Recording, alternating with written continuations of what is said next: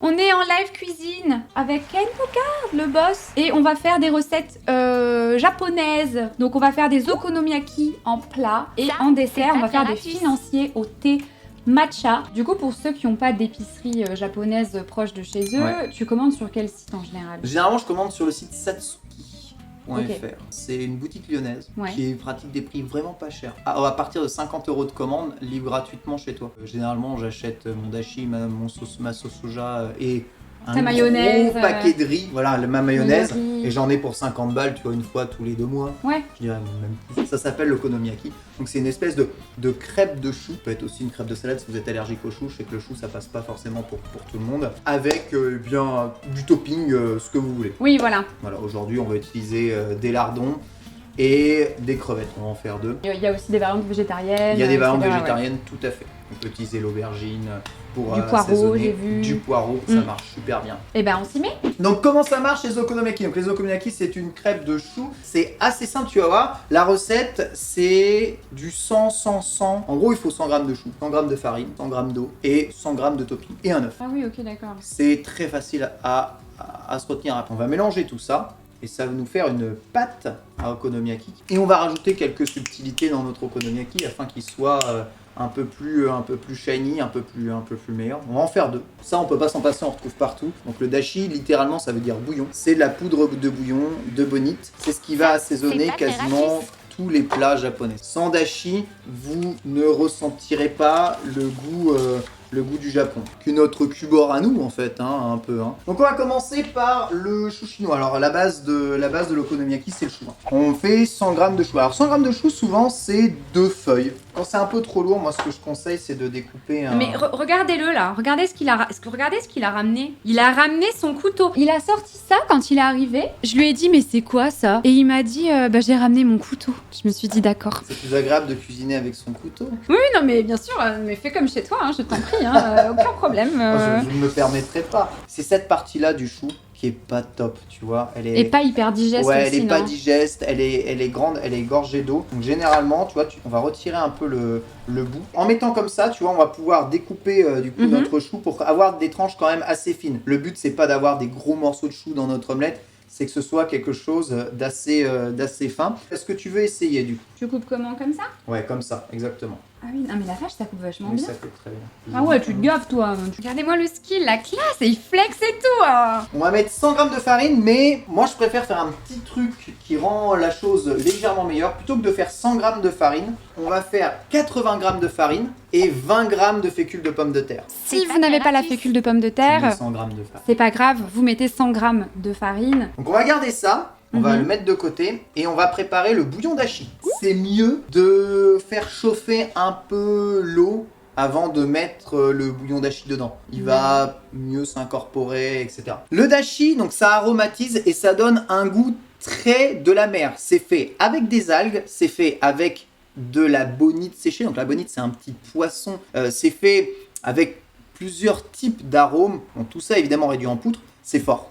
Ok, ça peut, si vous en mettez trop, apporter un côté terre-mer que des gens n'aiment pas du tout. Dans 100 ml d'eau, si vous êtes allergique à trop de goût de la mer, mettez-en que la moitié. Les 10 grammes, donc 5 grammes. Ensuite, on va incorporer ça dedans. Ça, c'est pour un okonomiyaki. Un okonomiyaki. Ouais, un seul. Et c'est genre 2 personnes. On va rajouter un œuf. Eh bien, partons là-dessus. Ok. Entier. Entier, ouais. Donc mélange, comme t'as que du fouet, machin, faut que ça fasse une pâte totalement liquide. S'il n'y a pas de grumeaux, c'est bien homogène. C'est assez lisse. Donc, vous voyez, ça fait comme une petite pâte à crêpes. En fait, j'ai mis de la farine, de l'eau et des c'est une oignons. pâte à crêpes en fait. Voilà, on va y incorporer maintenant notre topping. Donc c'est le chou. Donc vous voyez, il y a une quantité de chou astronomique. C'est normal. C'est le chou qui va cuire et qui doit s'imprégner de la pâte à crêpes. Et pas l'inverse. Hein. Donc il faut toujours plus de chou que de pâte. Si vous ne mettez pas assez de chou, vous allez juste avoir une crêpe avec un goût de poisson. Ouais.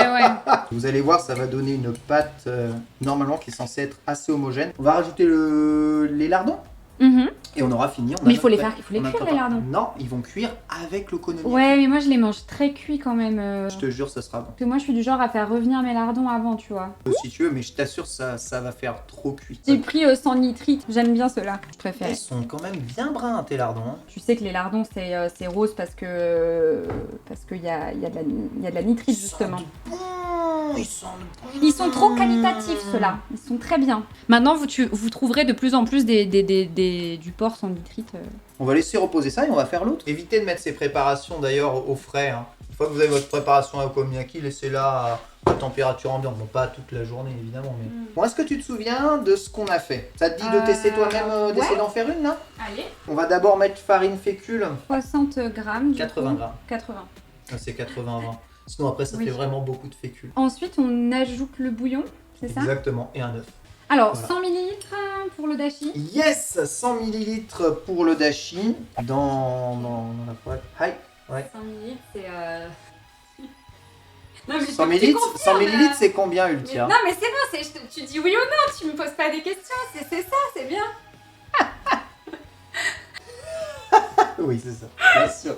Bien sûr, bien sûr. Bonne réponse. En fait, c'est vraiment très rapide. Au moment où tu prends 2 feuilles de chou, tac, tac, tac, tac, hop, 80-20, 100 grammes de dashi, hop, un œuf, tu mélanges tout, et après tu fous tout dedans et c'est fini. L'idéal, c'est de prendre des crevettes crues non décortiquées. Sachez que vous pouvez faire revenir vos crevettes crues si vous en avez l'envie. Et ouais, moi, les crevettes cocktail, c'est vraiment quelque chose que je peux pas manger ça. Du coup, j'ai pris des gambas cuites décortiquées. Allez, on va se mettre une poêle à chauffer. Tu mets à 7 et on va badigeonner d'huile le fond de la poêle. T'as de l'huile neutre comme une pâte à crêpes. C'est pas du tout huilé, c'est pour éviter que ça colle. Pendant que ça va cuire, on va couper quelques oignons nouveaux. C'est ce qu'on va parsemer un peu dessus à la fin. Très japonais, mettre un peu d'oignon ou de la ciboule qui est juste un peu plus fin. C'est parti, donc on met bien au centre. Du bien.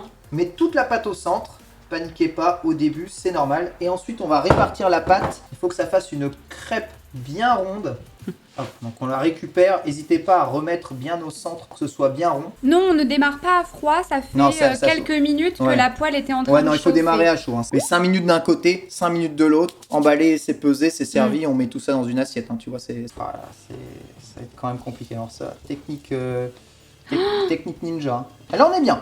Là, on est bien. La couleur est bonne. Franchement, c'est pas désastreux. Hein. Let's go, l'okonomiyaki réussi du premier coup. Donc là, maman, je t'ai emmené 2 sauces. Donc voilà, ça ressemble à ça, la sauce okonomiyaki, qui a marqué okonomiyaki sauce. Et ça, c'est de la mayonnaise Kewpie, donc c'est de la mayonnaise japonaise qui est vraiment très légère.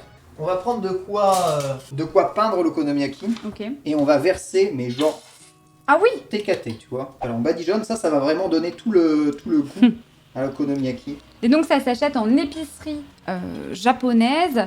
Et là, on va répartir du coup la mayo dessus. Waouh. En fait, quand ça fait un peu moche, avec des baguettes, tu prends et tu fais ça. Là, on n'a pas de baguette, on a une fourchette. Donc toi, tu fais ça, là, comme ça. Oh. Ensuite, tu verses un peu. Et voilà, c'est prêt l'okonomiyaki. C'est magnifique. C'est trop beau en vrai. Ça, c'est la classe. Hein. Deuxième okonomiyaki, let's go. Donc poitrine fumée juste là. Donc ce qu'on va faire, on va répartir cette poitrine fumée sur l'okonomiyaki. Vous allez voir, ça va être une pure tuerie. Hop, regardez ça, c'est une bonne grosse tranche là. Allez, j'y crois mort. Je retourne. Oui. Yes.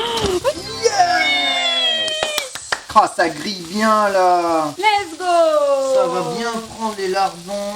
Regardez ça les petits amis. Regardez comme c'est beau. Franchement, elle est magnifique. Mais elle est trop belle. Franchement, bravo hein, pour l'okonomiyaki là. Bah écoute, hein, de rien. Je te dis, c'est vraiment un truc très facile à faire. Hein. Tu vois, en fait, hein, c'est vraiment une pâte à crêpes faite en 10 minutes. Elle est magnifique. Hein. Elle est jolie, hein. Merci encore, c'était trop cool. Et retrouvez aussi les anciennes vidéos sur mon YouTube si ça vous tente. Et je vous fais plein de bisous et je vous dis bye bye.